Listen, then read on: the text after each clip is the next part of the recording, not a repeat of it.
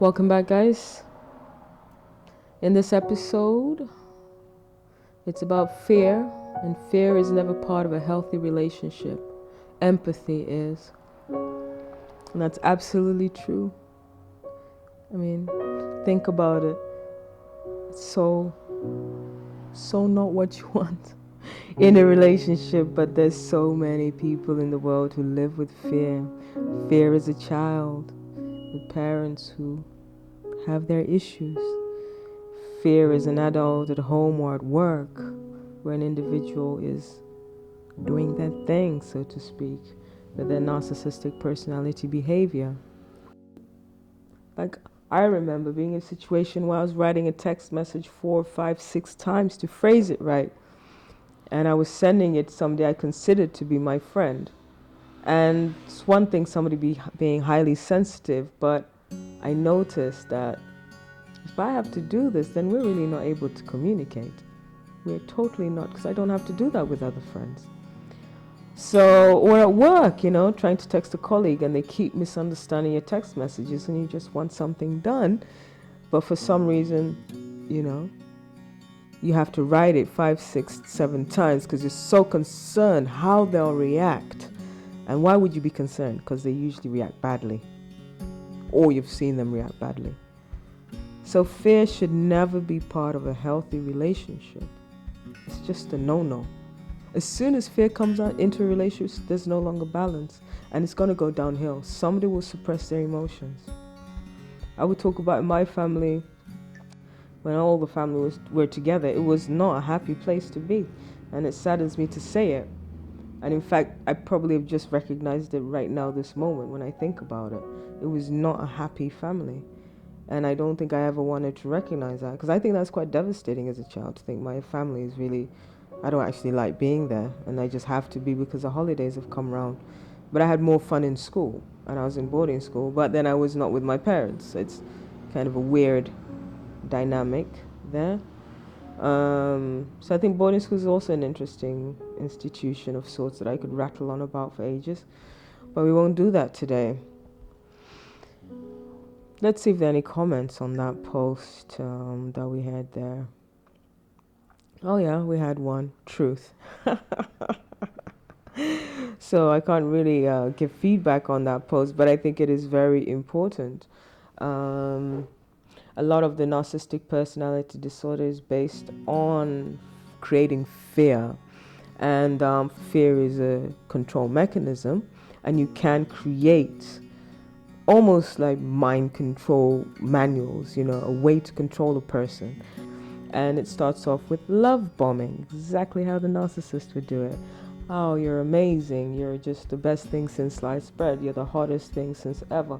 I don't understand why I never met you before. You are just the it factor.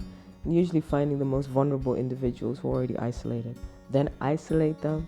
Then start degrading them, devaluing them, breaking them in physically. And then when you've totally destroyed the person, start building them up again into what you want. At some point when you've been abused so much, the mind splits. The cognitive dissonance that happens where you've got two contradictory ideas and you just go with one. But literally the mind splits because the violence or the abuse, emotional, physically, affects you to the point where your mind says, I cannot cope, I'm splitting. There's going to be the front person and there'll be the other personality totally hidden. So you'll find people who look like they're on autopilot. There's literally nothing behind their eyes when you talk to them. And narcissists have the ability to come across charming if you really look deep in their eyes, if you really, really, really look at them. When you stop looking at your own reflection, you see nothing. And I tell you, when you stop seeing your own reflections, when they have anger. Those warm eyes that you were diving into, which was reflecting your energy, now has no energy. They're like black holes. And you've heard it before, people have been in physically abusive relationships, they go, oh my gosh, his or her eyes went black, totally black. It was like another person took over. Yeah. There was nothing there in the first place. That's how I see it.